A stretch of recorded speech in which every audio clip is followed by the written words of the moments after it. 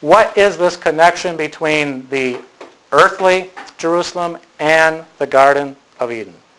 Since there must be a connection with the tree of life that we saw. And of course, how many of you have heard the conjecture over the years by leading theological schools of thought that more than likely the Garden of Eden was located in modern-day Iraq by the Tigris and Euphrates rivers, and that's where the original Garden of Eden is. Okay, now, I'm not here to blast anybody, but I'm telling you that it's all guessing. It's not based on any facts. It's not based on any archaeological evidence. It's based on an understanding of how they're trying to understand rivers that they think are rivers related to what's in Genesis 1 and 2. Actually, there is no merit to the theories that are put out there. It's all guesswork. Okay? And we're going to come back with that based on what we're doing now. There's where the Euphrates, I don't think my pointer will come in on the TV, but basically a lot of scholars believe up in this area up here, between the Tigris and Euphrates and Iraq, is where the Garden of Eden actually was. Okay? But I can tell you conclusively I don't believe that, and it's not true. Okay? Now let's go back to develop this story of these Jerusalems. Why I brought this up, and let's go back to the beginning, your favorite book, Genesis. Okay? We go to the third day of creation.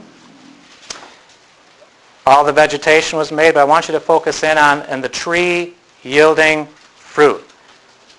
All the trees that yielded fruit, all the vegetation, all the grass, all the herbs, everything in that aspect was created by God on the third day of creation in Genesis 1. All right? Now, Genesis 1 is a synopsis of these 6 days. And of course, what day was man created on? The sixth day. Okay? Genesis 2 kind of slows it down and backs up a little bit and shows us how man was created and tells us some details of how the woman got there, because it just says male and female in Genesis 1, but it shows us all the process of what happened. So we come back to 2 and 5 of Genesis, and it says that every plant of the field before it was in the earth, and every herb of the field before it grew.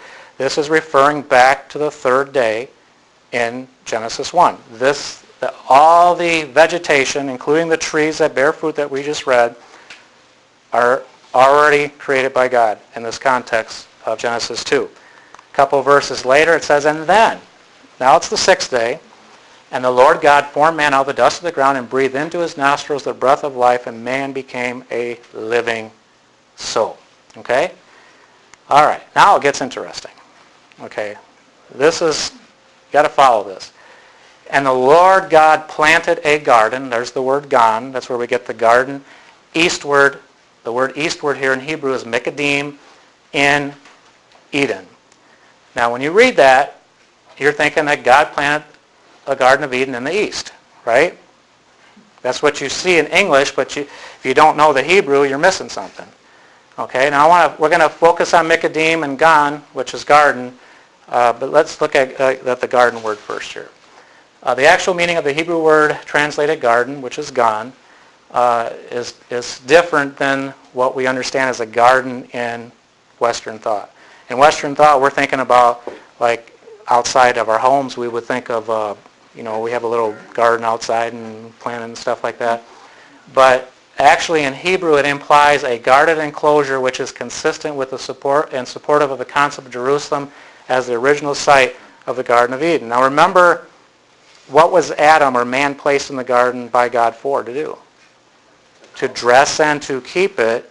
And in Hebrew, it has to do with cultivating and guarding and protecting.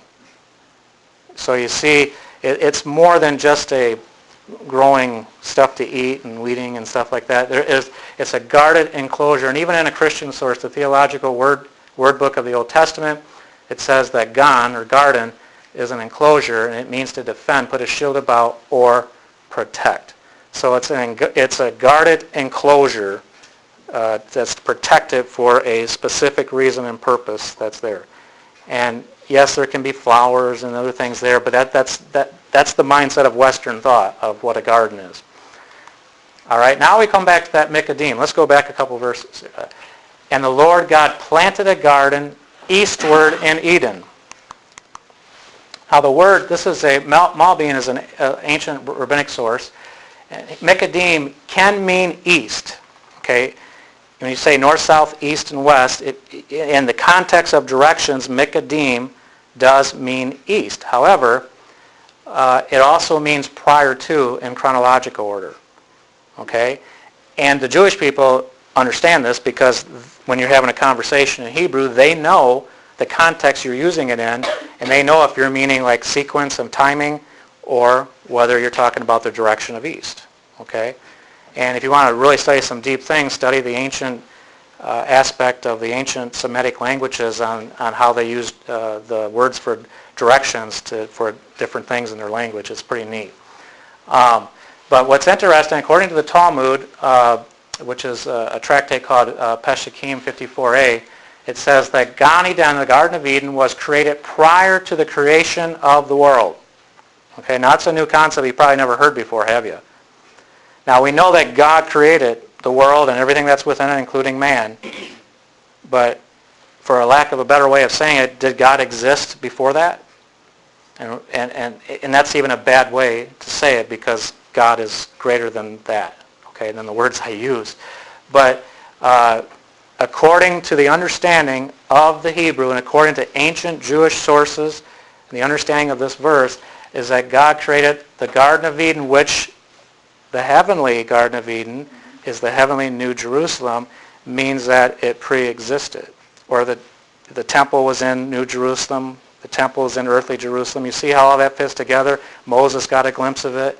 In the book of Revelation, you read it, John is seeing all these different occurrences and the heavens open. He's seeing aspects of the heavenly temple and the services and things like that going on up there. So we have something up here that is the real essence that we don't see. And the very thing that we saw on earth or heard about on earth, the tabernacle and the temple, is the shadow of it. But to us it seems the real thing, but the real thing is what we can't see. Okay? Because of the way we're created and the dimensions that we're in. So just as God created the Gan Eden, the Garden of Eden on earth, he created a Garden of Eden on high. There's two Garden of Edens or two Jerusalems. So in Jewish thought, when you say the Garden of Eden, it's synonymous with Jerusalem. They automatically think that. A Jewish person that's biblical in their Bible, that's orthodox or even somewhat religious, and especially in Israel, when they hear you talking about Jerusalem in the past, they connect it to the Garden of Eden. Okay, it's synonymous. All right, now continuing with this in 2 and 9, and out of the ground made the Lord God to grow every tree that is pleasant. Wait a second. Weren't the trees already created? On the third day? Didn't he just say in Genesis 2 and 5, he talked about the herb and the plant and all that, referring to the third day. Then the sixth day, man was created, and he created man and breathed into his nostrils. Now you have this garden in Eden prior to, but it says, and out of the ground, and this is the physical earth, made the Lord God grow every tree that is pleasant, and the tree of life also in the midst of the garden, and the tree of the knowledge of good and evil.